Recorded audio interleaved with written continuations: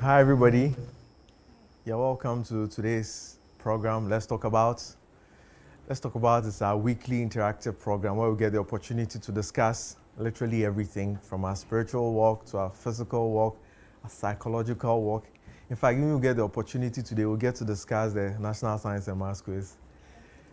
Today, we're looking at starting a business, and thankfully, I have some energetic young men and women who are going to be joining me in discussing how to start a business. Stereotypically, we always know that for businesses, you need to be an old man with gray hair because we've been told that wisdom only lies in the head of the aged. Well, we don't know whether that is true. But we'll interact with our young men and women here who have taken the bold step to do what the Napoleon could not do. So stay tuned, enjoy. Please do well to share our link. Do well to comment. Can join us via Facebook, join us via Instagram, YouTube. You can also join us via our WhatsApp number, which is 050-1579-996.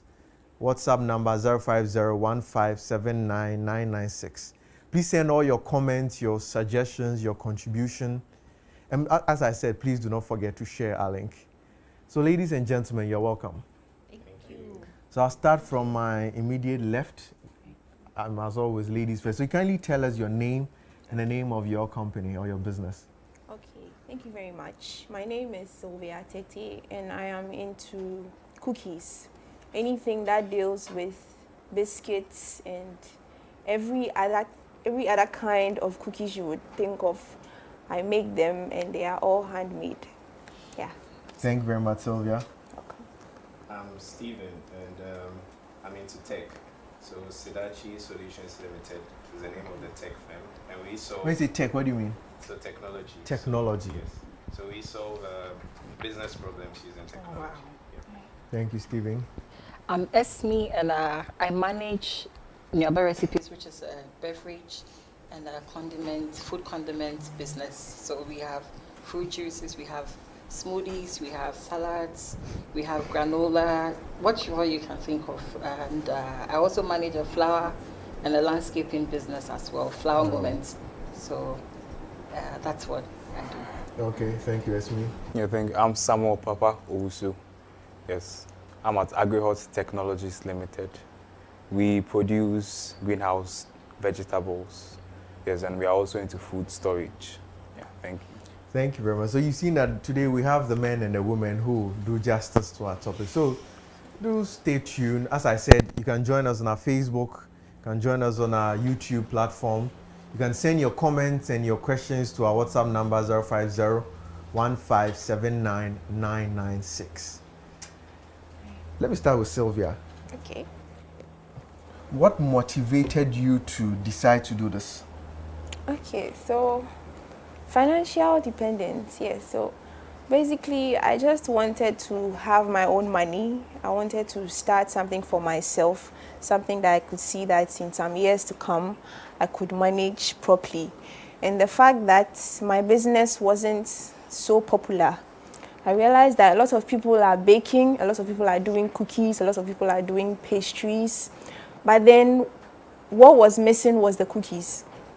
So coming up with the idea and coming up with a variety of flavors was the unique selling proposition of my business, and reaching out to the target market too was something that was also considered. So you're saying that there wasn't a target market for things like cookies before you started your business? Oh, there was. That's why I said that people were doing cakes, people were doing chips, people were doing a whole donuts and all that. But cookies wasn't part of it. Okay, now I'm curious, what are cookies? Because, I mean, until now, I thought cookies were the cakes and the biscuits were taken, but... Okay, so cookies are very rich biscuits.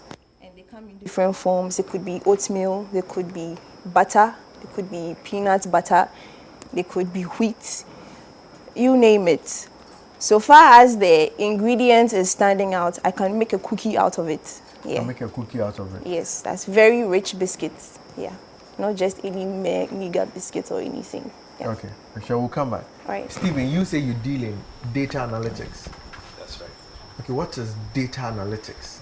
Why would a young man want to take up such a thing? So, you know, in this day and age, there's so much going on in the world. Things are changing on a rapid basis, right? So, data analytics is one of the things that can help, you know, position businesses for the now and also in the future. So, we just solve business problems using now technologies, you know, transitioning to the future. Yeah. Okay, so by that, what exactly do you do?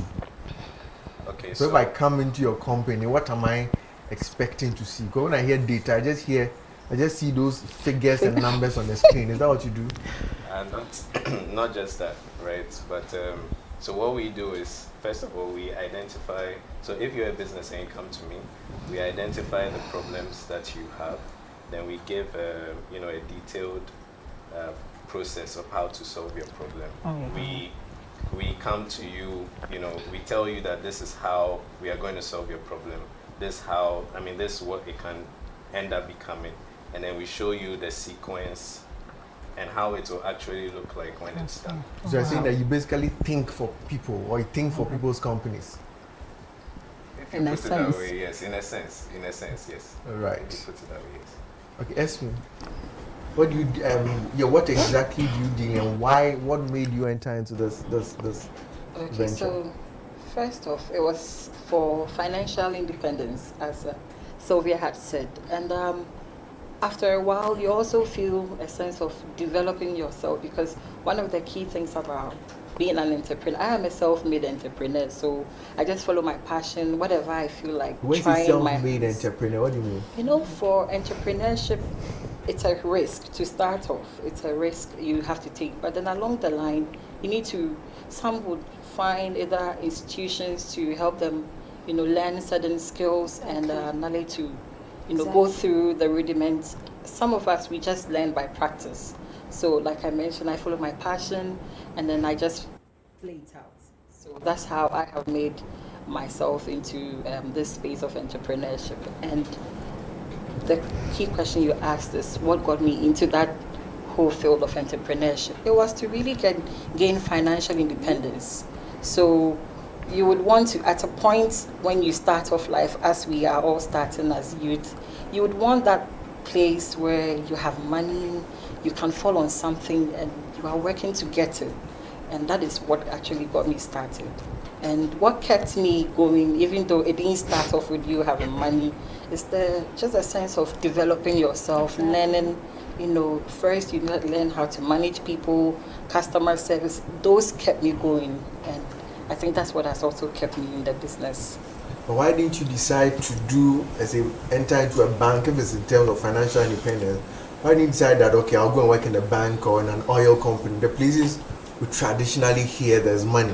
Why would you decide that you take such a very risky enterprise like your business?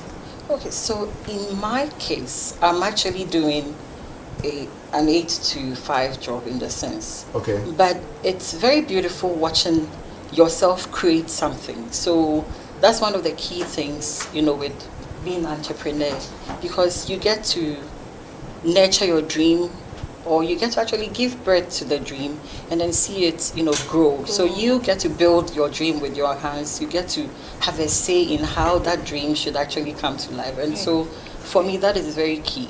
And I've always had that cap over my head that to be really successful and be rich, you can't do so working for somebody all your life. You have to do so working for yourself Working at some for point. yourself. So Okay. that has just been the drive. Okay, so you do an 8 to 5 job. Stephen, Yes. do you also do an 8 to 5 job? I do.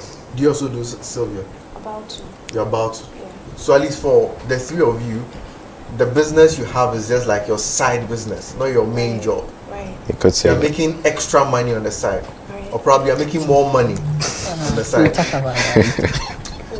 Okay, That's Papa, with your it. business, what motivated you to go into it?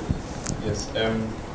Ever since I was little, my dad he has always been into agriculture. So it's something we used to do as a hobby at home, planting, taking care of animals. You know, we used to have a poultry farm and all those things. So when the time came to enter into such a business, it was like, well, this is something I used to do as a hobby. So why not make the best out of it? Yes. Thank you. Okay. But did you study anything concerning what you are doing now in school? No, I didn't. I studied computer science. Study computer science and agriculture. Yes. So that's like two different worlds. Right. Esme, is your business in any way related to what you studied in school? No, so I read economics, but then I had a foundation of business. Okay. So I would say it helps me with managing my books and taking some financial decisions, but not in the sense like practice. Not in practice. At least taking decision and being able to analyze. So your flower business, your... That's purely passion. Okay. Okay. Stephen, did you study anything in relation to what you are doing now in your In the business, school, yes. Yes, I did.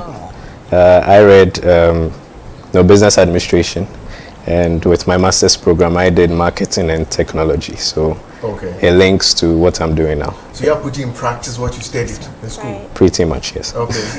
Sylvia, Yes, is it also in I- relation to anything you're studying? I did business administration to marketing and entrepreneurship undergrad.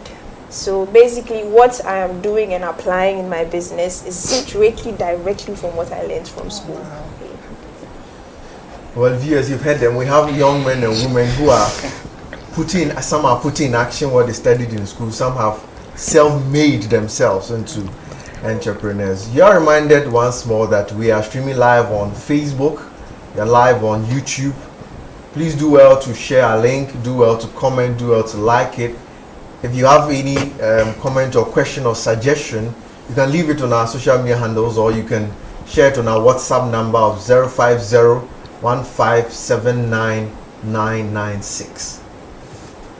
Papa, I'll come to you. Now, people have said that there are challenges when younger people, because everybody here, I believe, is in a youthful bracket, again. Now, people say that when younger people enter into business, there are a lot more challenges. Do you agree? Yeah. I agree. I do. I agree.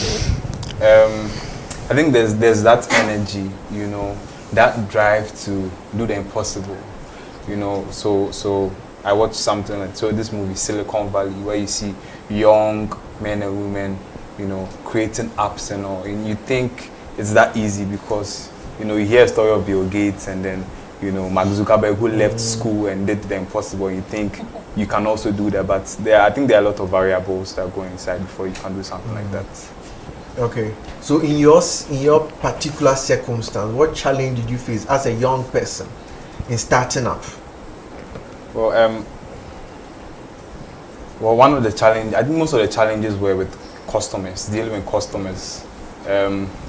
Some, when I go and present my vegetables, the tomatoes especially, for some, especially the women, they want to kind of bully me because they think I don't know anything about tomatoes, about market prices, about how to bargain, so they kind of base their arguments on that and try to bully me out of it. But it doesn't work. It doesn't work.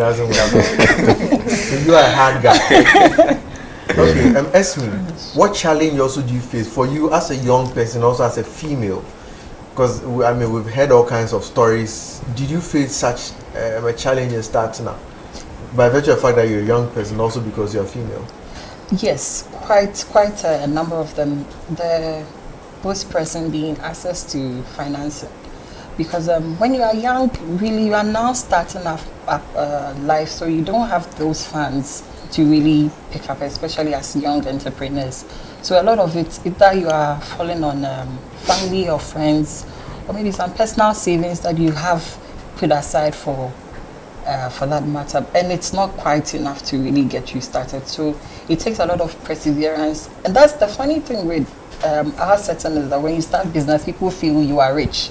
So the first stuff is to take from you and take as much as they can, but and that's where the struggle really is. The challenge itself is because when you are expecting to receive to help you keep yourself afloat in the business, they are rather looking at taking from you and an avenue to exploit. So it's quite a challenge. And as a female, like you said, a lot of times the challenge is not with being a female only, but actually how people perceive you, to whether you have the capacity to deliver. So I don't know whether it's the fact that you're a female or the fact that they feel that you just can't deliver. But sometimes you just need to give them, you know, 1 or 2 reasons to trust that they just have to give you the chance. So Okay. Stephen, did you also encounter any challenge in setting up? In setting up. Yeah, in setting up, starting the business. Yes, quite a number.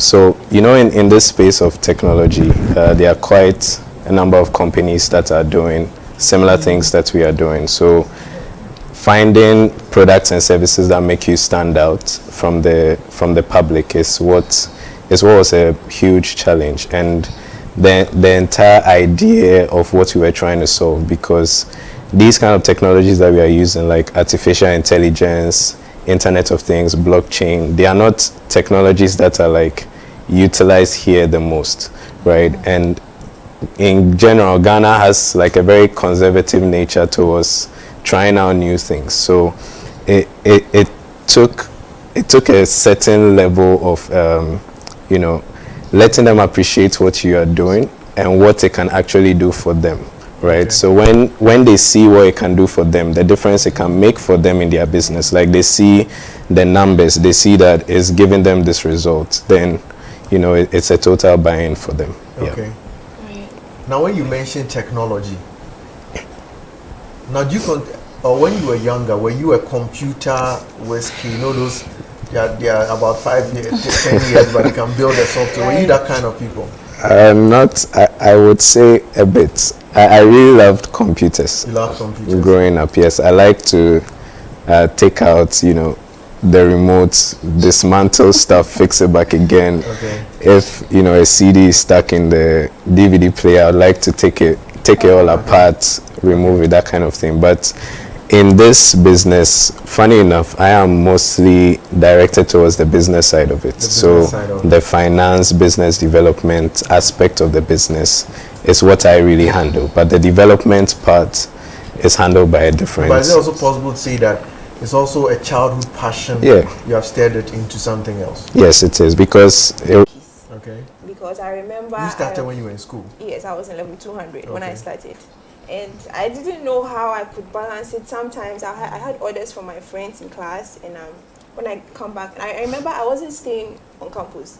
I used to go and come level 100 and level 200. So when I come back from class, sometimes I'm tired and I don't know how to get the recipe together. And with my business, I just entered full time. I didn't take maybe a month or 2 to practice. And I learned it online. Everything I did was basically online. So sometimes I bake the cookies, and then the cookies are not good. Then I give it to them, then bad feedback. Then they'll be spreading negative word of mouth of my business to my friends. When you bake the cookies and they are not nice, what do you do to the rest? Do you eat them yourself? I think my family members, wherever they are, my sisters, they've been so supportive. They'll eat it for you. They'll eat it for me. They were that support system that, oh, Sylvia, you can do it. Oh, come on, just keep watching the videos, keep practicing, Phyllis especially. And as time went on, I think a year or 2, it got really, really better.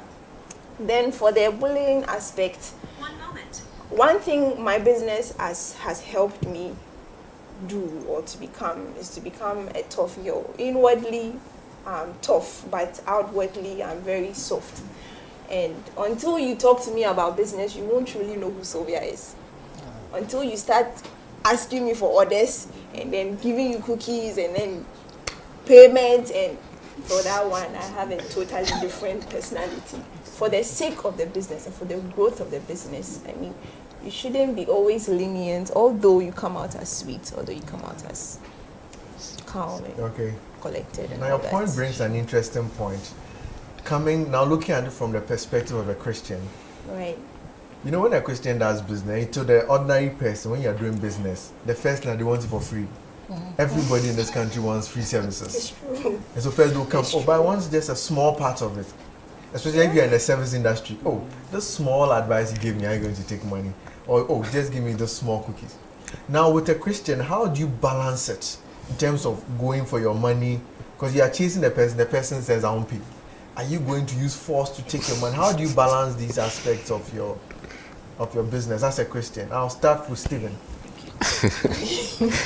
Okay, so in my line of business, we don't really experience these things, because before you even do something for a client, you have to demo whatever, you have to show it. That's what we call it demo sessions. Okay. So we demo what exactly we're going to show the client before we build. So Okay. if the client is happy with every aspect of it, he pays for it, then we So build. you take the money up Yes, front. we take it up Or front. you have a smart approach. If the person doesn't pay. Yeah, no, because the demo shows you exactly what you are going to get. So we are just detailing exactly what you are Okay. going to get. We show it to you, like it, we take the money, we build it for you. So That's you it. don't have a problem of We payment don't. at all. No, okay, we then let me don't. go to Esme.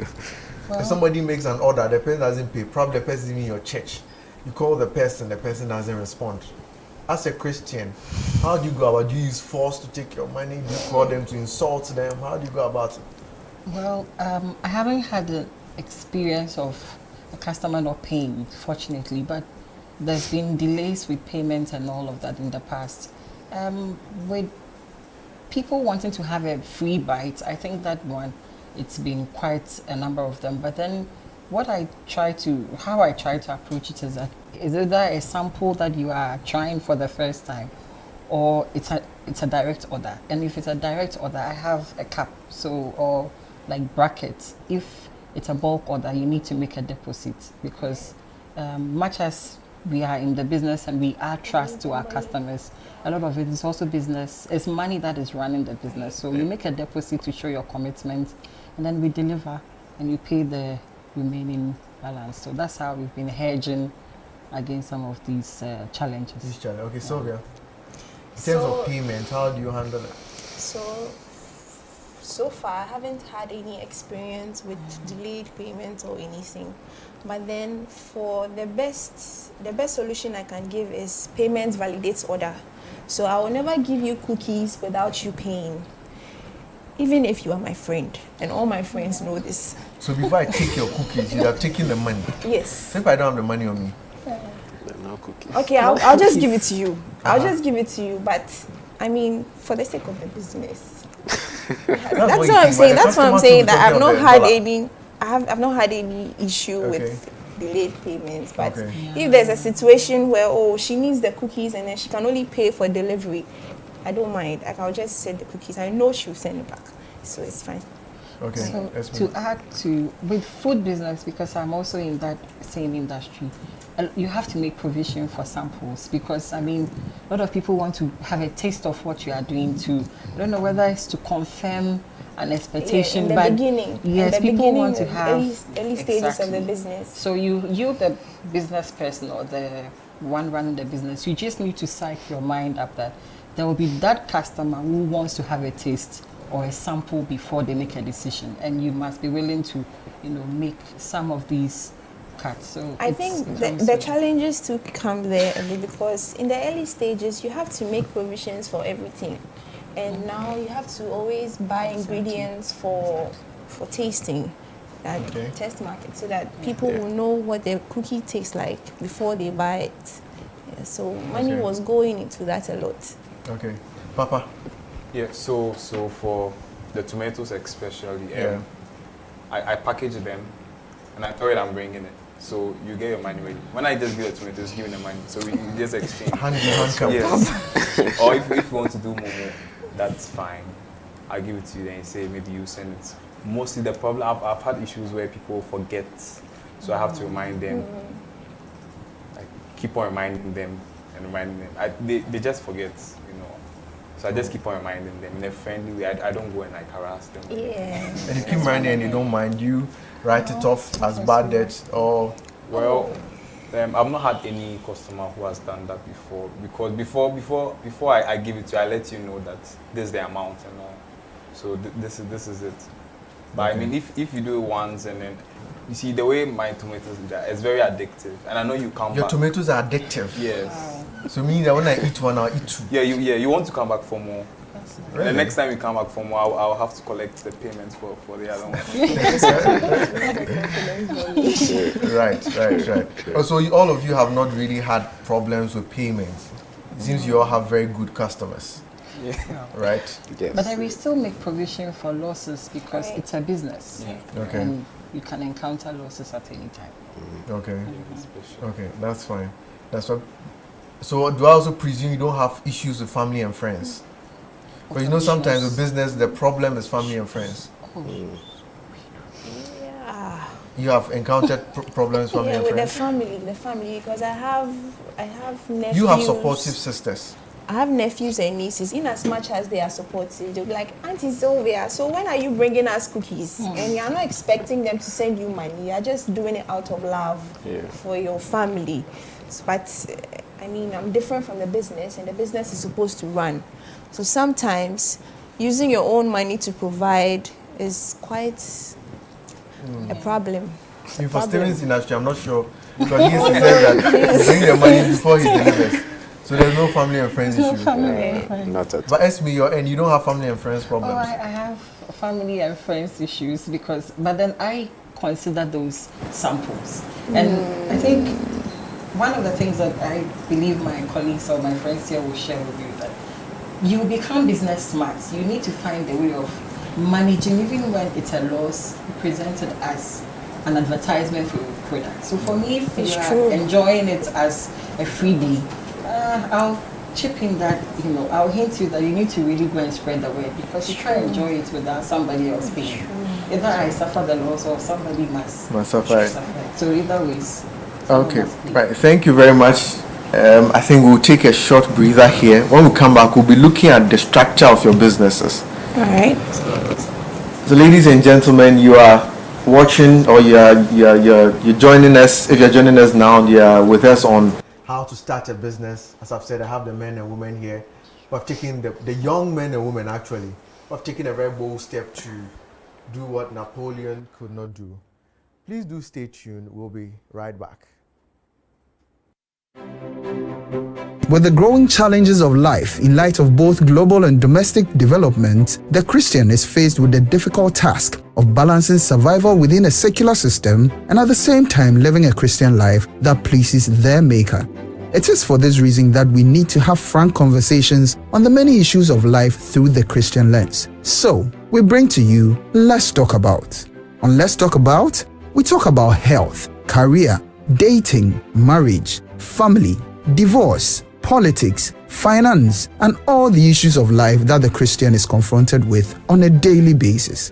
Join us this and every Wednesday on the YouTube and Facebook pages of Trinity United Church Legon, and let's talk about life as Christians. With the growing challenges of life in light of both global and domestic development, the Christian is faced with the difficult task of balancing survival within a secular system and at the same time living a Christian life that pleases their Maker. It is for this reason that we need to have frank conversations on the many issues of life through the Christian lens. So, we bring to you Let's Talk About. On Let's Talk About, we talk about health, career, dating, marriage, family, divorce, politics, finance, and all the issues of life that the Christian is confronted with on a daily basis. Join us this and every Wednesday on the YouTube and Facebook pages of Trinity United Church Legon, and let's talk about life as Christians. Yeah, welcome back to Let's Talk About. Today we are talking about starting a business. But are you falling or standing in your relationship? How do you get out of a toxic relationship? How do you save and spice your relationship? In fact, what does a healthy relationship look like? To find answers to these and more on Relationship 360, you're invited to the YAF Relationship Talk with PG Sebastian, who's a professional relationship coach, and the details are as follows. Now, it's happening this Saturday, November 12, 2022. The time is 5:30 p.m. The venue is the Youth Development Center right here in Trinity United Church. So if you know you have any problem with your relationship, or in fact, you're not even too sure how a relationship should look like, please do well to join us on Saturday at 5:30. We have an expert, PG Sebastian. He'll take you through all the rudiments of relationship. Probably by the time you'll be done, you realize that no, the person you are with, you must check the person again. Right, so do well to join us on Saturday at 5:30 p.m. at the Youth Development Center. Now going back to my guests, my experts in business. Now with your business, do you all have employees? Have you hired people who help you with your job? Sylvia, do you have an employee? Not yet. Or you are your own employee? Yeah. Stephen, No, you have an it's you. employee? Esme, you do? Papa, you also do? Coming to Stephen, how many employees do you have? We have about 30. 30 employees? Yes. Wow. Your business is a big business. About 30 employees. About 30 employees. Esme, how many employees do you have? So the permanent person that I have, there are 5, including myself. Okay. I have 2 temporary. 2 temporary. Papa? 2. I have 2. 2. Now, are your employees your age mates or people who are way older? Starting from Papa. Yeah, one is way older than me. Way older than you. And one is, they are both older than me, but one is way older than me. The one, I think, will be in almost the same age brackets. Okay, so with you as a young man, managing probably somebody who is 40 or even more than 40, how do you do that? I mean, aren't you afraid he'll disrespect you or decide that he's not going to take your orders? Or you say that if he disrespects you, fire him? Well, I think this is where emotional intelligence comes. Okay. The way because it's an elder, the way I will talk to him, you know, if he's doing something that is not right, I have to say it because it will affect the business. Okay. Yeah, so it's all about the way you communicate with him. But this emotional intelligence thing, this is something you learned in school. How did you come about it? To know that, I mean, for a young man to learn how to manage somebody who is way older than you. Well, personal experience, I've watched people around me a lot, the way they approach. Okay. Yeah, and I also watch a lot of elderly people, the way they approach certain issues. But don't you feel scared at certain points? No, I mean, going to talk to somebody who is probably as old as your father or somebody who can give birth to you, don't you have some feelings at certain points? no, it's a business, and he needs me, and I also need him. And you know, before we start any business, we sign legal documents and all. So you know what you're getting into. But I'm not sure you signed a legal document of respect. You have signed a document that you respect me throughout. Right. Yeah, but Okay. even that, he's also careful the way he also talks to me. Okay. Yeah, and, you know, most of the time when something is not right, you know, it's all, as I said, communication. The way you approach you know, And probably the way you also conduct yourself, I guess. the way you conduct. Okay. You don't go bossing him around. Okay. You don't do that. Okay. Okay, Esme, how do you manage your employees? Okay, so I wouldn't say principle, but I relate with my employees on do by example. So one of the things that I carry is that whatever they are doing at the shop, because I'm not present full time, so whatever they are doing there, they have a sense that it's something that I will do the same. So I require that, or I expect the same treatment or the same inputs they are putting, that I put in for them to also do the same. So once your employees see you do this, a lot of times you don't preach and practice differently. One, you buy their respect, whether they are older or younger than you are, you buy their respect. So I think consistency also has played for me. And the communication, as Papa mentioned, is also very key because feedback is what helps us. If you communicate something and they are unable to do what you expect them to do, of course they need to get back to you to let you know that maybe you want us to do it this way and at this time it's not possible. But we can all juggle and decide otherwise. So that has been my approach to handling my employees. Okay, Stephen. So on my side, we have different teams because of our numbers, and each of them, I mean, each team has a team captain, right? So during the week, they have different tasks that they are supposed to perform, and the team captain kind of like writes a report at the end of the week, submits it to management. We have management meetings, and then we discuss, and then the cycle keeps continuing. So it's from, let me just say there's a team captain who kind of like handles the teams, and we don't put so many people together. So about four people in a team, and then they handle specific tasks, and then Okay. That's how we handle it. Okay. But I must say that I'm very excited and amazed at the same time. Looking at young people doing, I mean, you are doing big things. You have no idea. You have no idea because, I mean, you will see ordinarily as a very young person, but you are managing a whole team, as you are saying. You're managing people who are older than you. You're setting the example. I think that you guys are doing something which is commendable. Yeah. Thank you. Yeah. Now, there's a comment by Adute who says that starting and maintaining a business in Ghana is very difficult. It is best if you find ways and means of cutting your overheads to make a bit of profit and to maintain it as you keep learning. Right. Now, this comment by Adute brings in what we call ways and means, cutting corners. Again, looking at it from a Christian perspective, how do you deal with ways and means? So, let's say, Steve, in your business, somebody comes with a contract, but they tell you that this contract, before you get to do it, you know, you must bring about 100,000. We'll give you a contract of 10 million. If you look at it, you should be willing to give 100,000 to take 10 million. How are you going to deal with it? In fact, have you encountered that first in your company before? If not, if you ever to encounter it, how are you going to deal with it? Okay, so we haven't been approached by anything like that. Well, I know in business it definitely comes to the table once in a while, but we haven't. But as Christians, right? Of course, some of these things would definitely be tempting, but that's when we have to stand, our grounds on what we are doing and follow, the principles within to actually come out and say no to some of these things, because in as much as it's very difficult, right, there's a long-term implication to some of these things. So if you look at it in the long term, it's actually better not to even go in for it at the beginning. Yeah. So you see that for a Christian, not every business is meant for you. Can we say that? Can a Christian enter into every sector? Because I remember a comment by a gentleman some time ago says that if you decide to do work that involves import and export, no matter what, you cut a corner. Why? Let's say you export shea butter. No, not even shea, but let's say tomatoes. I mean, perishables. If you don't go and pay somebody at the port something, your good will be there and to perish. Right. By the time you think that, oh, I'm going through the normal ways, let me go and petition your boss. By the time you get there, your products are spoiled. Nothing will happen to you. So you just must do facilitation. Do you think that's such an industry too? I mean, a Christian should still be able to enter?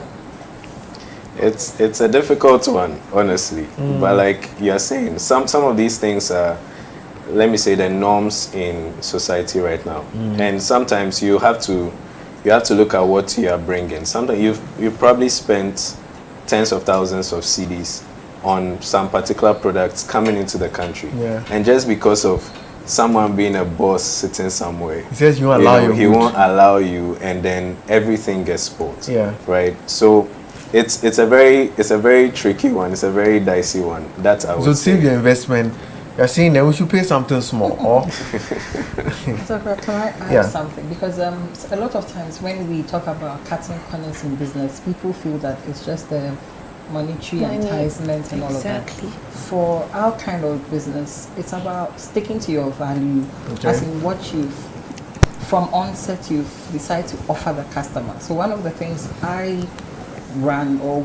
I do is that consistency, and I keep this information across my business and they know it, that we should be consistent with our product. So anyone who has tasted my product from the last 5 years will tell you that our juices, for instance, has been the same, because that is what I promise my customers, and I'm not ready to negotiate or compromise on the value. So it's one of the areas that we should also look at.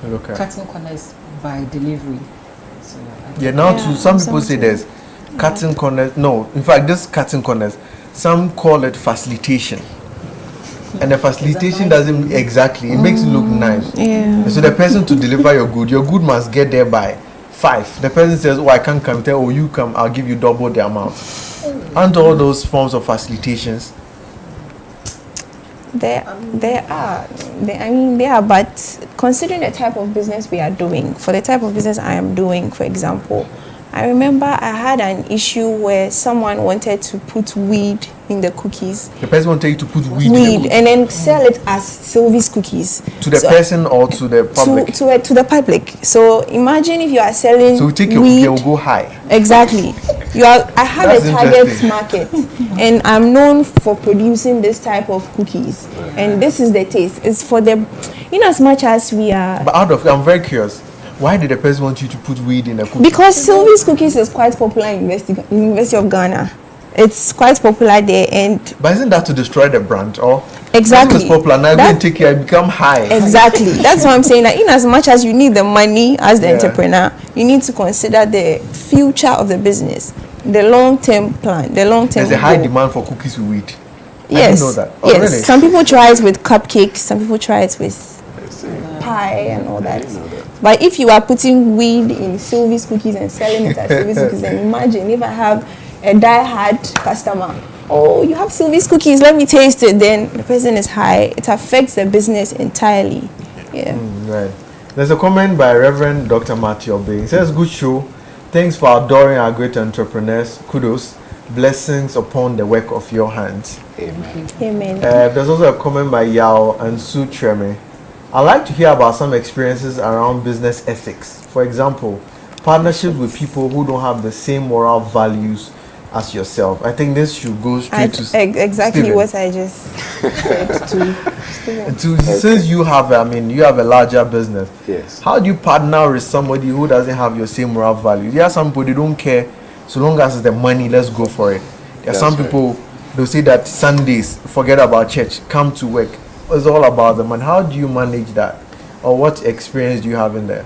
Okay, so for us, right, we have certain standards as a company, right? We have certain goals, certain values, traditions as a company. So anyone who is coming on, there are some, KPIs that you have to meet. When you say KPIs, what do you mean? So like key performance indicators, right? So once you meet those set standards, then we know that you're in the right frame to be a part of us, because there's a certain culture in the business. We know if we dilute it with something else, it's not going to make things great. It's not going to be appealing again. Yes, and so there are some people who have wanted to join us, but we've had to say no to them. Right? Oh. Yes, because we know that at the end of the day, it's a culture we are building. Like I keep saying, business is not just now, it's a lifetime thing. Right. So you're starting now, building towards the future. So Right. if you know this particular person, he has maybe what you need, but in the long run, like 2 years down the line, it's going to create a problem. It's not an option. It's not an option to go for. Okay. There's also a comment by Kay who says that for a business to survive, you need your family and friends to buy into your idea. The same group of people can kill business, especially startups. I know businesses who didn't survive because of this. Yeah. So it's still the issue of family and friends. Now, Michael says that, general question, how did they start? Ish. From ideology through planning to financing till execution. This I think I'll go to Papa. So somebody wants to know, how did you start from your ideology? I'm sure, so the idea stage, how did you plan it, how did you finance it, and how did you come to where you are now? Okay. So I've still got the structure of the business. Okay.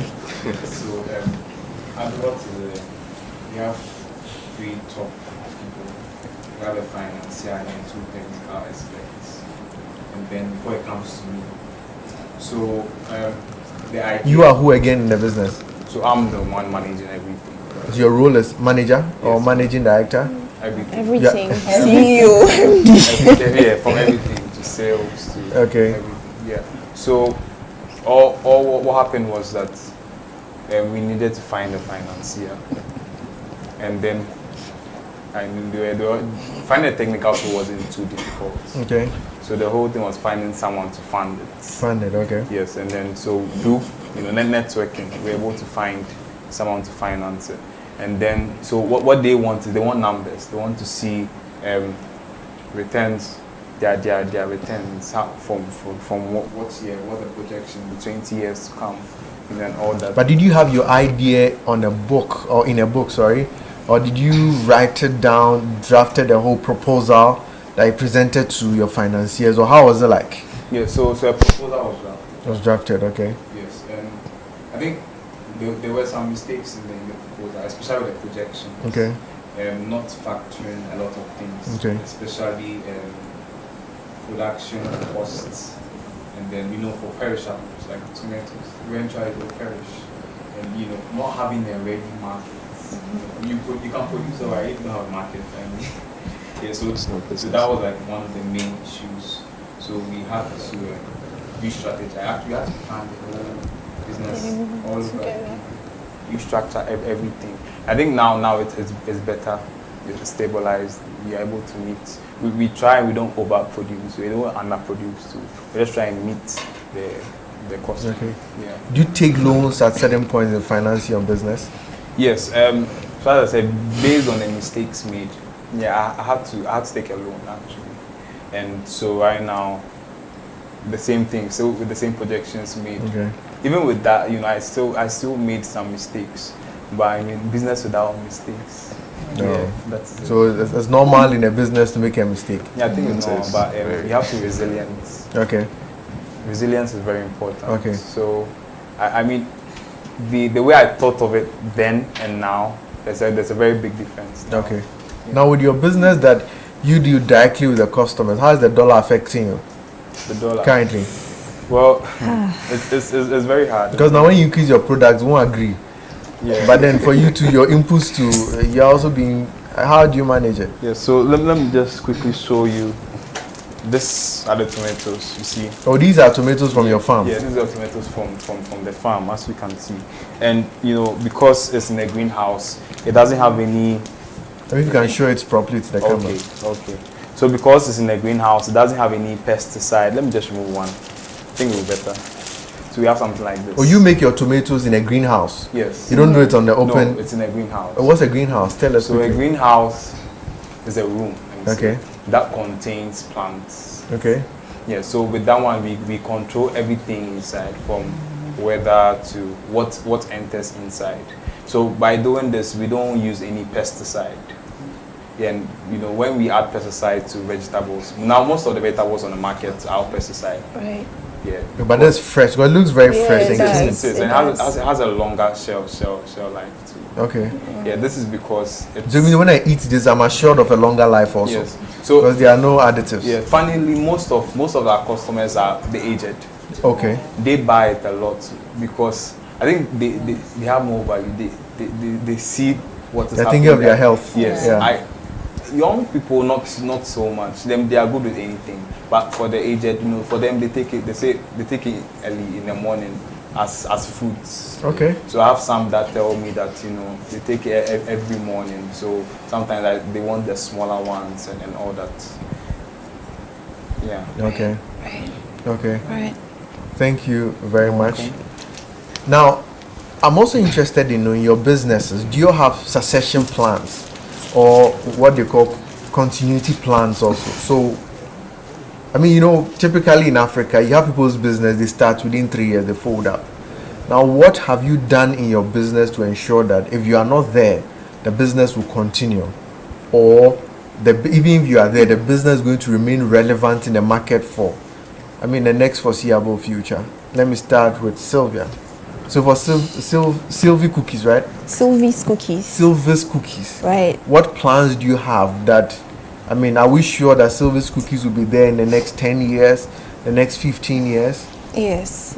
So I'm positive that in the next 5 to 10 years, Sylvie's Cookies will be one of the leading cookie brands in Ghana. And for now, I have started training 2 people, and they are both guys. And I don't expect them to have their recipes in mind and be so conversant with it for now. But then I'm hoping that within the next 2 to 3 years, because when I started, it was quite tough. So training guys who are actually very enthusiastic about learning.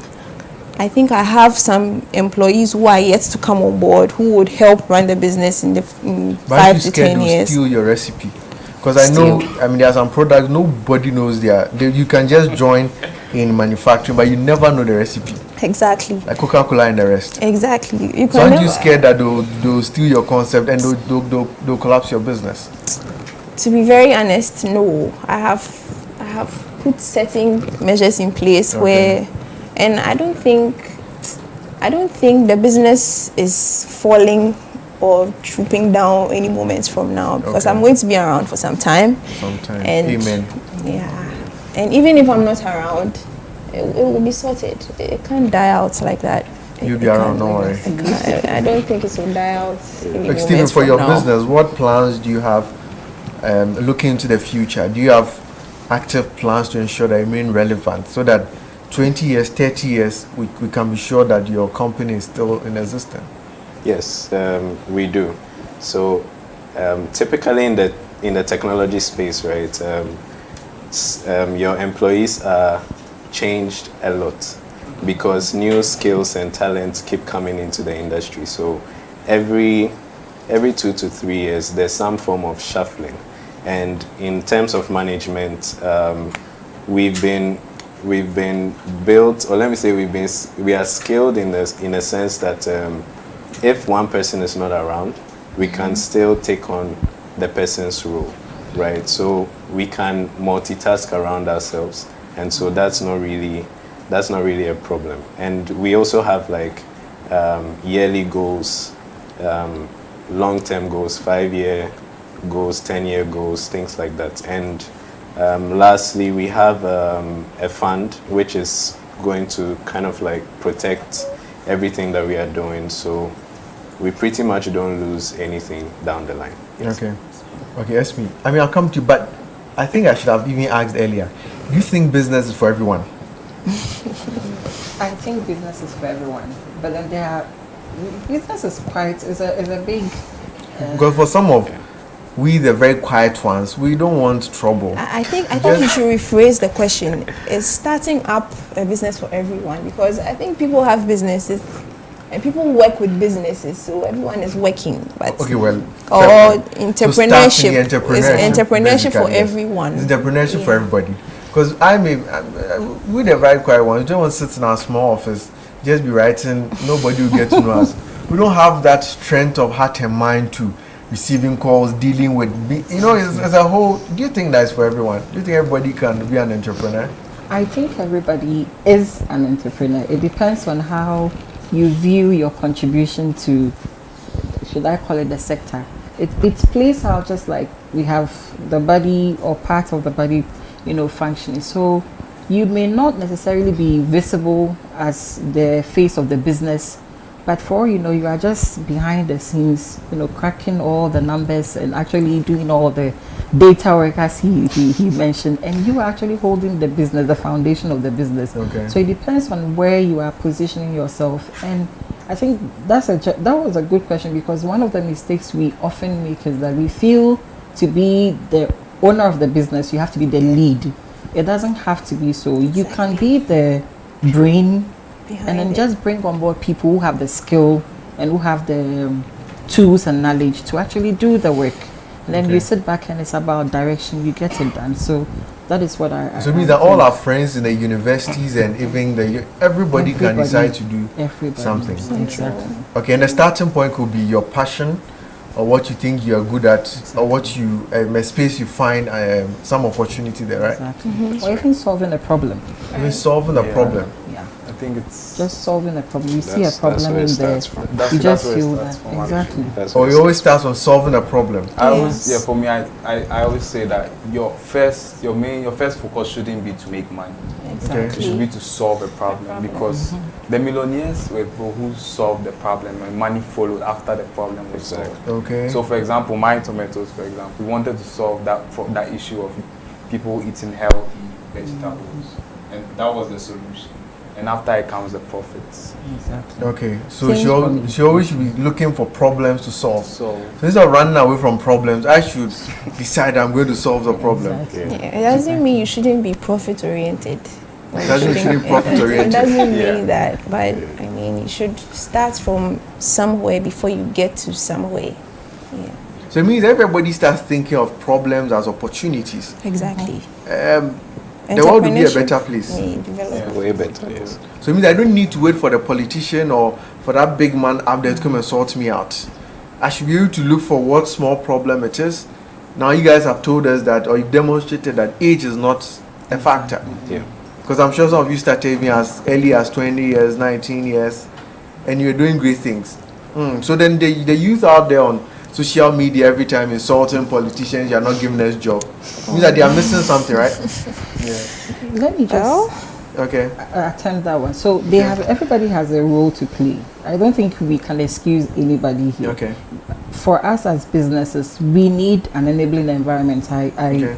want to believe that much as we are doing well, we are stable and all of that, we still have potential to actually do better than what we are doing now, Okay. and a lot more. We can even break frontiers and probably operate international. So there needs to be that clear, path that we can foresee that our businesses can grow. And I think those ones sometimes are beyond us. But you shouldn't have that excuse of saying somebody has to open the door. Sometimes the doors are actually locked from behind.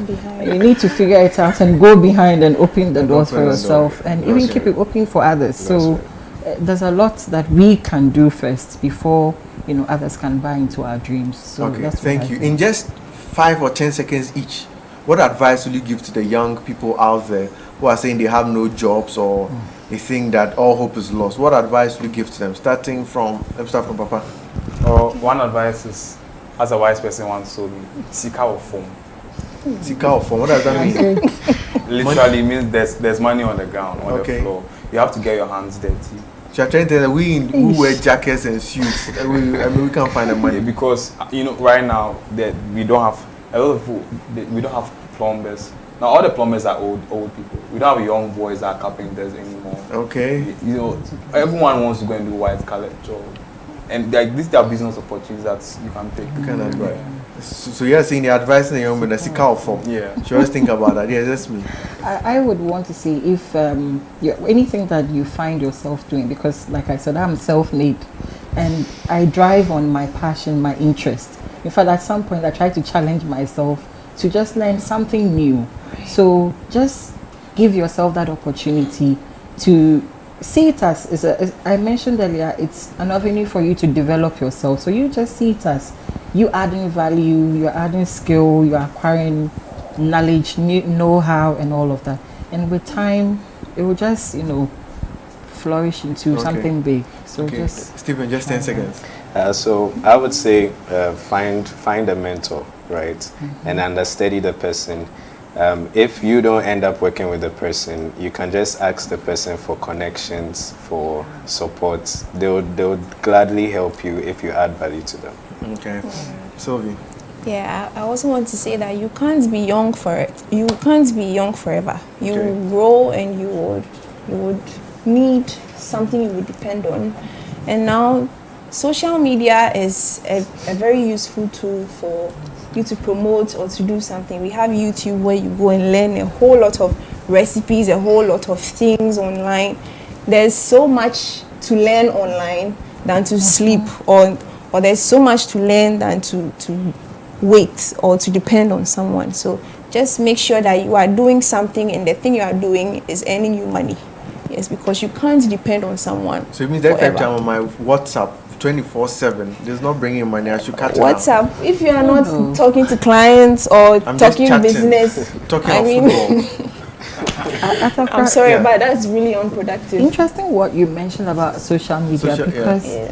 we are all on social media. Yeah. Right. But you'll be surprised we are there for different reasons. Exactly. We are there looking for business Exactly. opportunities. Exactly. And these social media apps, a lot of them have been TikTok. built to promote businesses. YouTube. So it's whatever you are there for, you find it.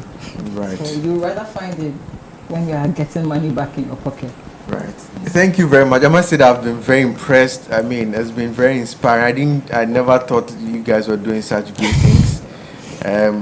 As Papa said, kudos to you guys. I think you guys are trailblazers. We are hoping that some of us will also join, so we dirty our hands on the floor and find the money. Thank you very much to our viewers. Thank you for joining us.